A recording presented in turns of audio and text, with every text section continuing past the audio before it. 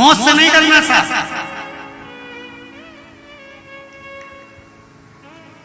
दो से कभी मत डरना। एक उंगली उठाने वालों से जो तुम्हारे ऊपर आक्षेप लगाए, अपशब्द बोले, गालियां दे, ताने दे, बुराई करे और खूब कोसे, उतने तुम खुश होना। वारे भोलेना बड़ी कृपा करिए, इनको पैदा कर कर तूने मुझे यही साफ कर दिया, बड़ी कृपा।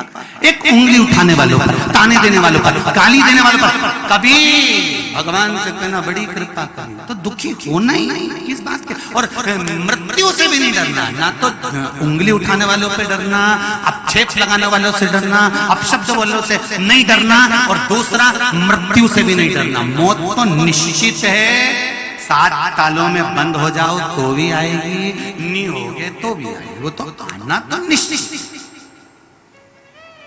कब तक मौत से डर के जियोगे?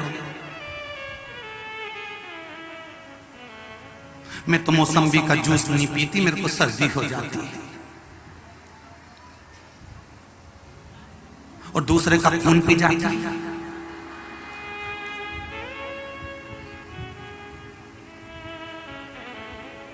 हम तो प्याज नहीं खाते हैं भैया, प्याज नहीं खाते हम तो, और दूसरे का धन खा रहे।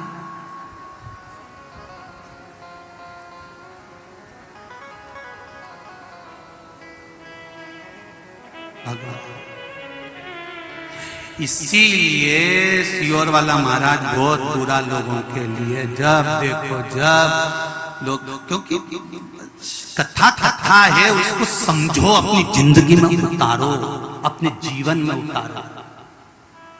रामायण वही है, भागवत वही है, शिवपुराण वही है, उसको उतारो तो।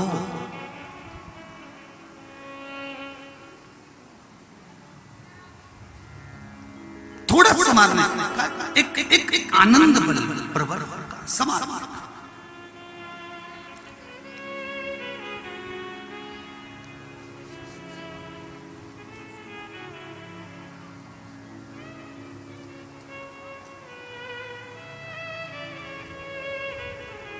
एक आनंद की अनुभूति, एक रस तत्व की अनुभूति हो, सुख की अनुभूति हो।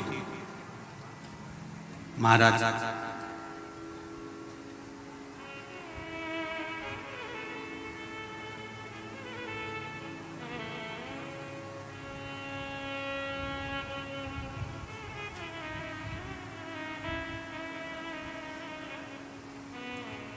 कोई देगा ना तो कमंडल में जल रखेंगे, और वो जल केवल कमंडल में रखने का नहीं होता, उस जल का सदुपयोग भी होना चाहिए।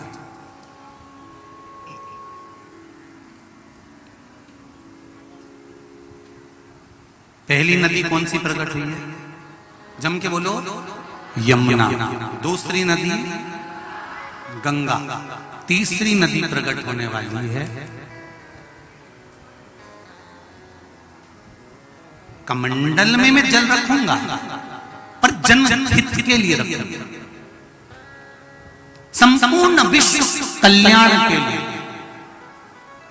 सर्वे भवन्तु सुखिनः, कोई दुखी ना हो।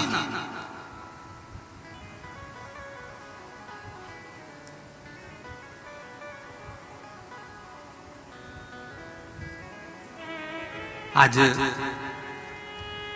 एक अग्रवाल जी सुबह सुबह लगभग 6:30-7 बजे से दरवाजे पर खड़े हुए थे।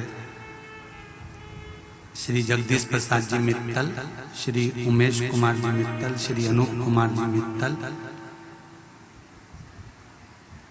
ये सेमरी हरचंद के सुबेरे से खड़े हुए थे, इंतजार कर रहे थे महाराज का दरवाजा खुले मिले।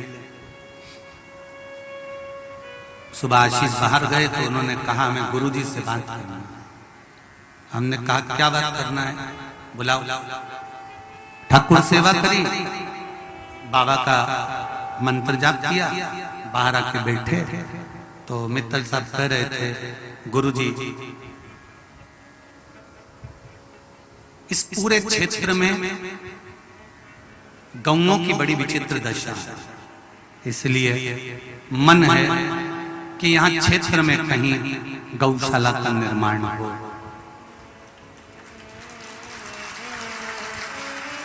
अब तुमने पूरी तो सुनी नहीं, ताली बजा दी। तो उन्होंने कहा गुरुदेव मेरा मन है, पहले तो इन्होंने कहा कि मेरा मन है कि 6 एकड़ जमीन जो कि नहर के किनारे है, पानी भरपूर है, ऐसी जमीन मैं कुबेरेश्वर महादेव को दे रहा हूं। चाहे आप उसको बेच लो, चाहे उस पर आप गौशाला बनाओ, चाहे आप उसको सीहोर ले जाओ। हमने इनसे कहा कि वो 6 एकड़ जमीन कुबेरेश्वर महादेव के लिए सीहोर लेके जाने की जरूरत क्या है? अगर यहाँ गौ माता की दशा गड़बड़ है तो वो जमीन भले कुबेरेश्वर महादेव की हो, पर वो जमीन पर गौशाला निर्माण यहीं पर हो और उसका संचालन आप करें। पर केवल गौशाला से काम नहीं चलेगा। जब सुबेरे शंकर जी के मंदिर गए, सिद्ध बाबा के मंदिर गए, तो वहां देखा था कि आदिवासी ढेर सारे घर पड़े हुए हैं, छोटे छोटे बच्चे हैं, आदिवासी परिवार ढेर सारे हैं, और लोग उन आदिवासियों को दूसरे धर्म के लोग अपने धर्म में जोड़ने के लिए लोग लालच, प्रपंच, दिखावा ढेर कर रहे हैं और उनको तोड़ रहे हैं। तो मेरा निवेदन है, गौशाला के लिए आप 6 एकड़ जमीन दे रहे हैं, मना नहीं है, पर निवेदन करूंगा कि वो आदिवासियों के लिए भी उस 6 एकड़ में से कम 2 एकड़ में ऐसा बनना चाहिए कि आदिवासी बच्चों की पढ़ाई हो जाए, उनके भोजन की व्यवस्था हो जाए, जब बड़े हों तो उनके विवाह की व्यवस्था हो जाए। तो बनाओ, तो निर्माण करो। तो अगर जगदीश जी, उमेश जी और अनूप कुमार जी मित्तल जी आपको अगर ये बात राजी लगे तो मैं आमंत्रित कर रहा हूं आपको इस व्यासपीठ पर आइए और बाबा पर एक बेलपत्री चढ़ाकर आपकी 6 एकड़ भूमि कुबेर भंडारी को आप प्रदान करें गौशाला के लिए, और उसका संचालन बिटलेश सेवा समिति करे, मना नहीं है, पर बिटलेश सेवा समिति की एक शाखा पिपरिया, शोभापुर, सेमली हरचंद, बाबई और नर्मदापुरम, यहाँ देव अधिदेव महादेव की कृपा। और एक बात सुन लो, जिनके पास जमीन है, यहां से सेमली हरचंद से मात्र 5 किलोमीटर की दूरी पर जमीन है, तुम्हारी जमीन उसके पास में लगी हो, तो जो भूसा गेहूं तुम खाना, चारा गौ माता के लिए भेज देना। जब भी गौ माता वहां रहे, तुम बस ट्रालियों में भर भर कर चारा भेजना, जिससे गाय आराम से खाए और अपनी जिंदगी बुढ़ापे तक अलमस्त होकर जिए। वहां गौ माता अपनी मस्ती में रहे, रोड पर ट्रकों से टकरा कर गिरे नहीं, बस ऐसी कृपा बनाकर आप उस गौशाला को चलाना आपको है, संभालना आपको है। समिति की एक शाखा यहाँ तैयार रहेगी, उसका संचालन आपको करना। हर हर महादेव। और जितने लोग फेसबुक यूट्यूब पर कथा सुन रहे हैं, जितने आस्था चैनल पर सुन रहे हैं, आप लोगों का भी सहयोग चाहिएगा सेमली हरचंद की इस पुनीत पावन गौशाला के निर्माण में बैसाख के महीने में आपका भी सहयोग। बाबा कृपा करे। तो अगला जो वर्णन किया गया है बड़ा सुंदर भाव। महाराज, मुझे गंगाल में वो जल रखना, गंगाल में वो जल रखना है जो जल देव भेजे और जिस जल का सदुपयोग हो सके। आपने भूमि दी, उस भूमि का सदुपयोग जब होगा जब आदिवासी बच्चे वहां पर कुछ शिक्षा अध्ययन कर लेंगे, कुछ गौ माता स्वतंत्र तरह से रह लेगी और आनंद से अपना जीवन निकाल लेगी, आनंद में रहेगी, उससे बढ़कर कोई सुख नहीं होगा। महाराज, जल आए मेरे कमंडल में मना नहीं है,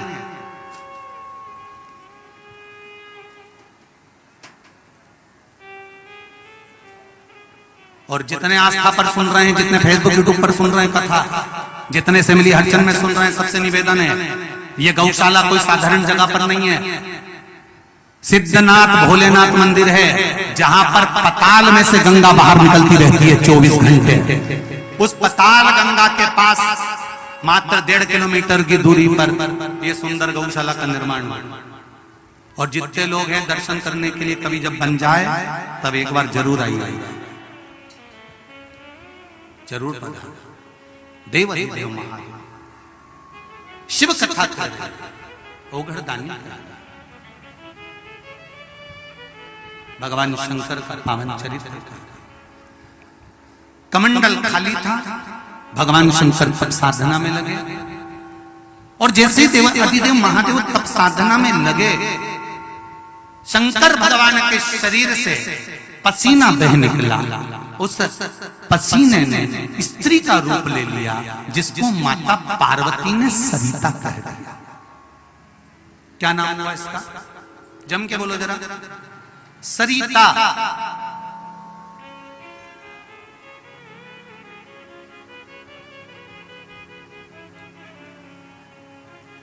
माता पार्वती जी ने सरिता नाम रखा। सरिता रोती है, शिवजी से कहती है बाबा मैं आपके शरीर का पसीना हूं, बाबा मैं आपके शरीर का पसीना हूं। लोग मुझसे नफरत करेंगे क्योंकि पसीना किसको अच्छा लगता है?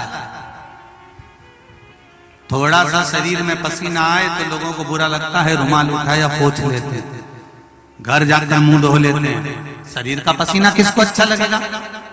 बाबा मैं आपके शरीर का पसीना हूं, दुनिया मुझसे नफरत करेगी।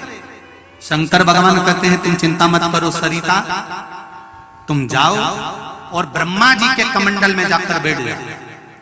ब्रह्माणी के कमंडल का नाम था गंगाल और ब्रह्मा जी के कमंडल का नाम था नारबद्य। क्या नाम है? जम के बोलो जरा। नारबद्य। ब्रह्मवेत्ता पुराण के अंतर्गत लिखा है ब्रह्मा जी जिस कमंडल को रखते हैं वो नारबद्य कमंडल के अंदर सरिता जाकर बैठ गई। राजा पुरुकुस अपने माता और पिता को मोक्ष देने के लिए, मुक्ति के लिए तप कर रहे हैं, घोर तप।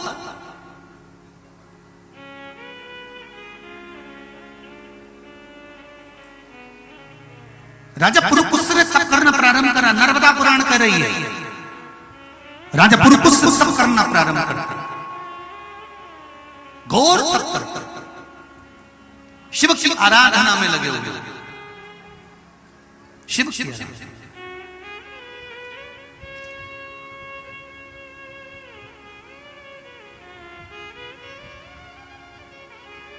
और वही ऐसी सुबाना आए ना ऐसी जिस दिन जुबा पे, जिस गंगा का स्नान और नर्मदा का केवल दर्शन ही मुक्ति प्रदान कर दे। केवल मुक्ति, केवल मात्र दर्शन करने वाला भी नर्मदा का मोक्ष पा जाए। केवल दर्शन।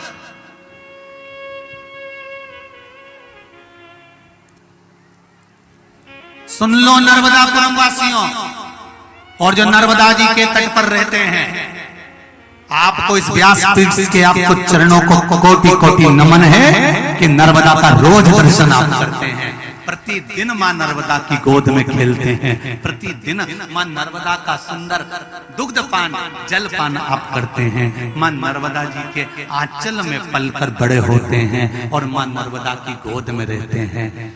जो बाहर की बेटियां विवाह करके नर्मदा के इस क्षेत्र में आती होंगी उनके भाग्य प्रबल होंगे कि यहाँ आकर वो बहुओं की किस्मत खुल जाती होगी कि नर्मदा जी के घाट की बहू बनी है। नर्मदा के घाट की बहू है नर्मदा।